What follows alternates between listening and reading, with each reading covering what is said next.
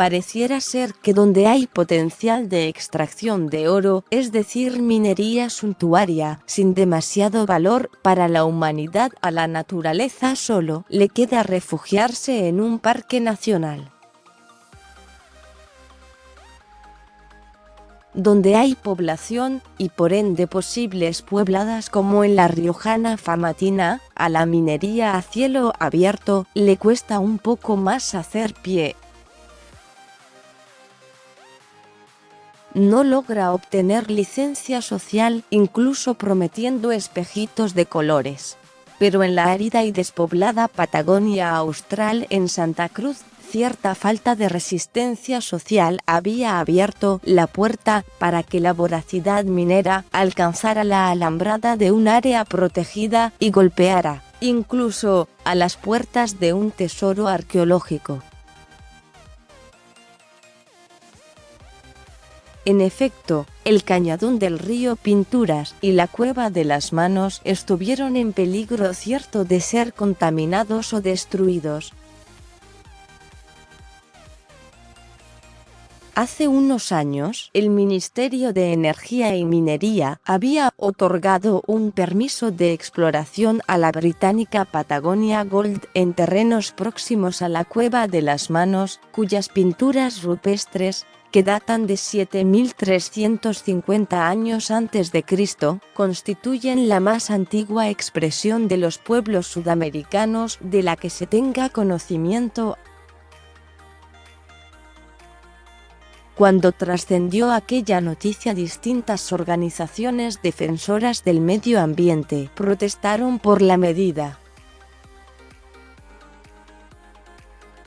El área que se le cedía a la minera era propiedad de la Fundación Flora y Fauna, y estaban destinados a la ampliación del Parque Nacional Patagonia.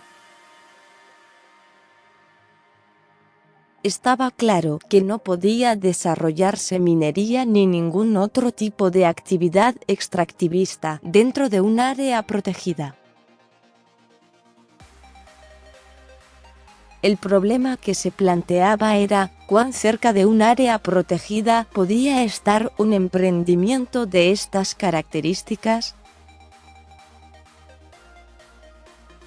Era posible que a pocos kilómetros de un patrimonio mundial de la humanidad y de un conjunto de lagos color turquesa alguien estuviese pensando en hacer desaparecer montañas, llenarlas de cianuro y convertirlas en un gigantesco hueco en la tierra. Claro que sí. Los inversores lo veían factible y aceptable.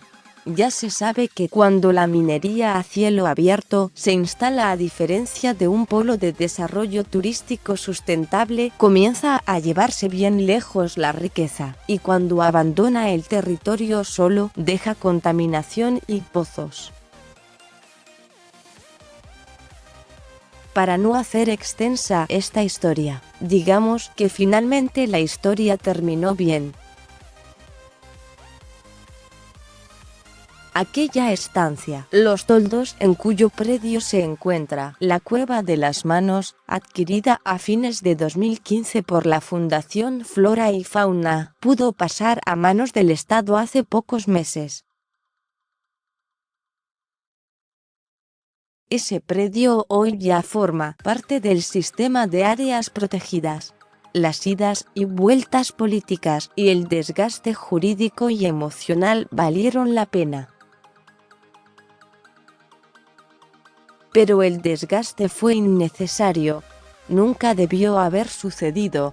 Jamás la avaricia y el afán de lucro debió haber puesto en riesgo el cañadón del río Pinturas y la Cueva de las Manos.